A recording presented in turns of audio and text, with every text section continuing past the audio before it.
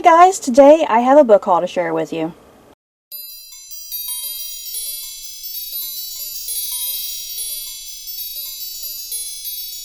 So I have 20 books that I'd like to get through, so let's get going. The first 7 books, I'm just going to get these first 7 out of the way very quickly because there's not really much to say about them. These first 7 books, if you're familiar with the Funko Pop series of collectible toys, these first 7 books that I have come from Funko Pop. Does that make sense? If you don't know, Funko Pop, they make all these little toys, as you can see over there. I have one example over there, and it's just these little collectible figures, and they have like big, huge black eyes, essentially, and they're super cute, super adorable. I'm obsessed with them. And yeah, Funko was like, hey, we're going to release a series of books. And the series of books that they're releasing, they're based off of their Wetmore Forest line of collectible toys. Wetmore Forest, it's kind of their own original brand of collectibles.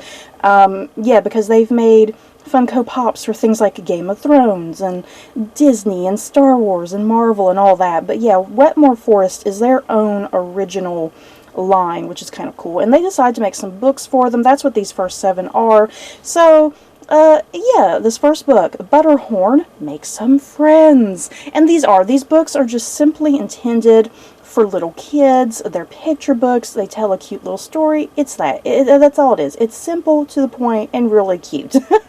So the remainder of the series, we have Pickles Gets Lunch, Tumblebee Goes for a Walk, Snuggletooth and the Big Game, Bugsy Saves the Day, Chester and the Big Race. I think Chester's one of my favorites, you guys. He's just the cutest. And then this is like a mashup of all of the cute little Wetmore Forest critters, and this is A Tale of Two Tribes. So after all of the little kids' books, let's get into some actual adult fiction here. I do read grown-up books, you guys. So yeah, up first we have a novelization format of Guillermo del Toro's Pan's Labyrinth. I guess co-written with Cornelia Funk, or rather, she's taken Guillermo del Toro's script and she's the one who's laid it out here in a novel format, I suppose.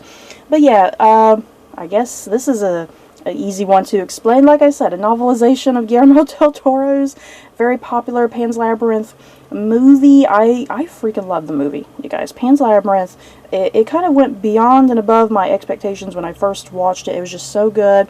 Yeah, if you don't know what Pan's Labyrinth is about, it takes place during World War II in Italy, right? In Italy, if I'm not mistaken. It's been a long time since I watched the movie, guys.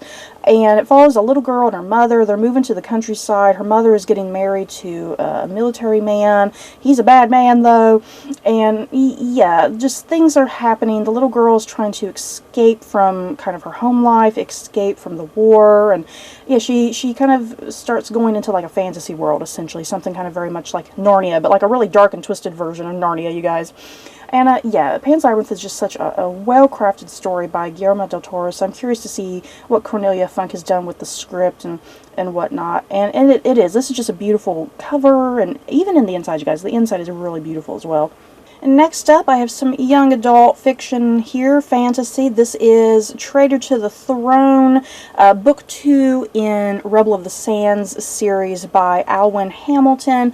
I have previously read the first book in the series, and that was a very long time ago. I did enjoy the first book, and I've been meaning to try and finish this series, but it's just been a long time coming, so I'm trying to slowly gather the rest of this series so I can kind of binge through it.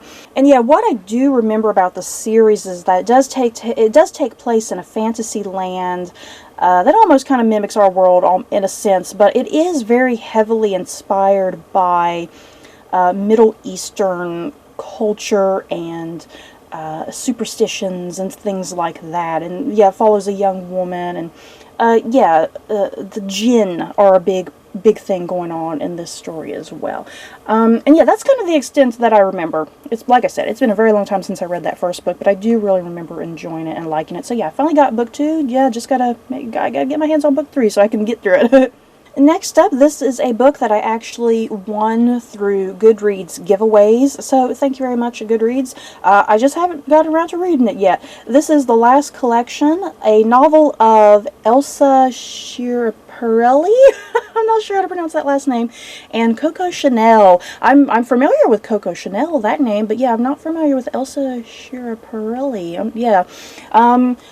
This book, as the novel suggests, it follows these two real-life historical women who are vying for, being the top fashion designer in the world and whatnot. Really dramatic, their rivalry and whatnot.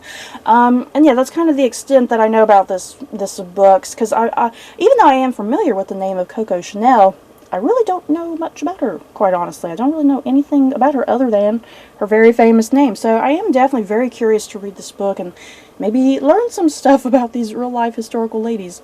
Next up, this is a book that I am super excited to eventually get my hands on and read, and this is Milady by Laura L. Sullivan, and this follows the point of view of the character of Milady de Winter from Alexandre Dumas's Three Musketeers book. And I love Three Musketeers. I really like the character of Milady de Winter, and yeah, this just sounds like perhaps a really cool, badass, feminist retelling of Three Musketeers, but told through the point of view of Milady. Definitely cannot wait to get to this. Next up, short stories collection by Nathaniel Hawthorne. I go on and on all the time how much I love Edgar Allan Poe. Edgar Allan Poe is one of my favorite short story writers, but I actually also really love Nathaniel Hawthorne. Fun fact, I kind of first got acquainted with Nathaniel Hawthorne, I think primarily through when I was taking college courses, because I don't think I ever... I'm trying to think, did I ever read Nathaniel Hawthorne in high school? I mean, other than the Scarlet Letter, but yeah, I didn't even know Nathaniel Hawthorne wrote short stories until I started taking college courses, and I kind of read quite a number of his short stories, and I was like, man, I really love his short stories. So yeah, for the longest time, I've been wanting to get a collection of his short stories, because, yeah, every single one that I have read, I've really loved and enjoyed.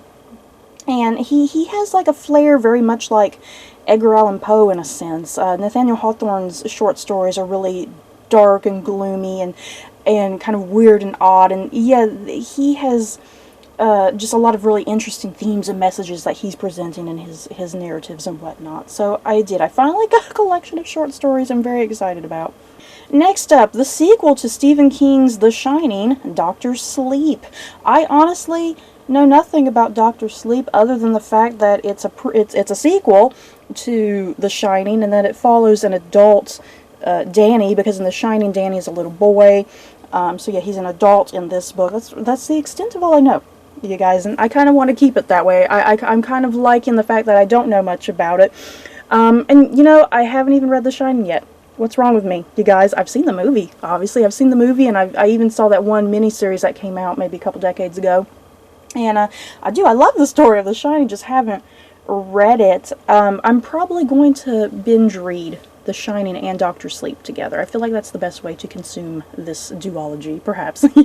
Next up, another Stephen King book here, 11/22/63, and this is about the assassination of JFK. But of course, it's Stephen King, and there's got to be some sort of supernatural, sci-fi, fantasy twist or something going on. And yeah, it's about a guy. My understanding, because I've not looked up too terribly much about what the story's about, because I kind of want to go into it, with questions, rather than answers. But my basic understanding is that this book has something to do about a man who time travels to 11/22/63 to try and prevent the assassination of JFK, if I have that plot synopsis correctly. That's kind of all I really know about it. And yeah, it sounds super awesome, you guys. Super awesome, super intriguing. I'm just trying to consume more Stephen King, because I've neglected Stephen King for like 30 years of my life, and I need to get on top of it. And I got another Stephen King book here, and that is It. Barnes & Noble, the reason I do have all these Stephen King books is because Barnes & Noble, a little while ago, was having some sort of special promotional event, and it was like, what was it, like buy 2 Stephen King books and get 1 free. So I was like, oh, this is great. This is a great excuse for me to get caught up on some Stephen King. So yeah, I decided to go ahead and get It. Now this is goddamn, this book is gigantic, you guys. I don't know when I'm going to get around to this thing. It's going to take me freaking forever. It is another book by Stephen King that I don't know terribly too much about. I mean, other than what's presented in pop culture, I've never even seen the old miniseries that was like back in, what, the 80s? I've never even seen that. And I've not even watched the recent movie adaptations. I am dying to watch the movie adaptations, though, because they do look super, super good, and the casting looks really great. Yeah, my only understanding about It is it's about some weirdo-looking clown that comes from some other dimension or something like that, and all hell breaks loose. I'm excited either way. Next up, I got some World War I historical fiction by Jojo Moyes, The Girl You Left Behind. And the basic plot summary I was kind of gathering from this one, it does have a dual narrative. There's the World War I historical fiction setting, and then there's also another modern day setting.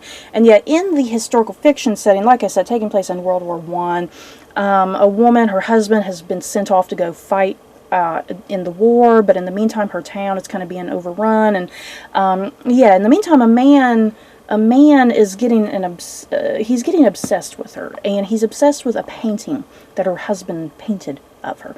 So there sounds like there's going to be some drama there between this woman and this man that's kind of infiltrated the town or whatever, and then, yeah, in the modern day setting, something else having to do with the painting with this woman. So this painting is the tie, essentially, between the two narratives and what's going on, what's the big mystery. I bet someone's been murdered. Whenever you have dual narratives like this, especially with the historical setting and a modern day setting, a lot of times it usually has something to do with a murder, you guys. Next up, I have a book that comes from the world of Avatar: The Last Airbender, and this is The Rise of Kyoshi by F.C. Yee. And I seriously love The Last Airbender, you guys. One of just the top best animated cartoons ever. And this is like a what would you say, like a prequel to Avatar: The Last Airbender, following the character of Kyoshi, who was an avatar herself. So this is going to be about her and probably her life and death. Because, yeah, in order for the next avatar to come into being, the previous avatar usually has to die. So we got to eventually get up to the cartoon series. So I'm intrigued with this about Kyoshi and her story and her journey. I have book 3 in this particular trilogy, and this is Star Wars Thrawn, Treason. There's a lot of T's going on in that title, by Timothy Zahn. Like I said, this is book 3 in this particular trilogy, focusing on the character of Thrawn, who's a big bad villain in the Star Wars universe. I have not read this trilogy yet. My she's currently in the middle of actually reading this book, and she's really enjoying it. Now that she does have all 3 books, I think I'm definitely going to try to binge it sometime in the near future. I do like the character of Thrawn. He's a really cool, interesting villain in Star Wars. Next up is another book that I won through Goodreads giveaways. Thank you, Goodreads. And this is the Verdun? I think it's Verdun. The Verdun Affair by Nick Dybeck. And this is historical fiction taking place in France, following the aftermath of World War I. And it follows a man who was like an ambulance driver during the war, and he's kind of helping grieving families after the war. And he comes across a woman. She's still looking for her missing husband. I tell you what, though, this is historical fiction, you guys. Look at this cover. This is a romance. This lady, her husband's probably, she says he's missing, but he's most likely dead. You guys, after the aftermath of World War I, he's most likely dead. So, of course, she's going to start this affair with this ambulance driver, I think. I've already predicted it. Even though I've predicted it, I still want to read this. It sounds really, really good. And, yeah, I'm just really digging all of the World War I historical fiction coming out. And the last book I have to share with you guys, I also won this through Goodreads giveaways, and this is The Clergyman's Wife by Molly Greeley, and this is a Pride and Prejudice sequel novel. Yeah, guys, I'm always all up for Pride and Prejudice sequel novels. Some of them are good, some of them aren't, but I always like reading them to see how they go. And this book, Something kind of different. This follows the character of Charlotte Lucas, who in Pride and Prejudice, if you recall, if you read the book, Charlotte Lucas ended up marrying Mr. Collins. Mr. Collins, who's just really despicable and very unlikable. So it sounds like this book, Charlotte, she's having her life with Mr. Collins, but she's realizing things aren't so great with him, and she, in the meantime, runs across another man that she's most likely going to have some sort of affair with. Maybe Mr. Collins die. You guys, maybe he'll get murdered or something, so that way Charlotte can marry another better man. Because I always felt like, in Pride and Prejudice, I always felt like poor Charlotte just got the wrong end of the stick of everything, you know, because there's Elizabeth being all happy with Mr. Darcy, and Charlotte just, she gets the worst man ever. So, yeah, guys, that's it for this book haul. In the comments below, any of these books that you guys have read, do you want to read any of them? Any of these books that I should read sooner rather than later? Just let me know your thoughts down below. So, don't forget to like, comment, and subscribe. And if you like this video, you may like these other videos. Bye, guys.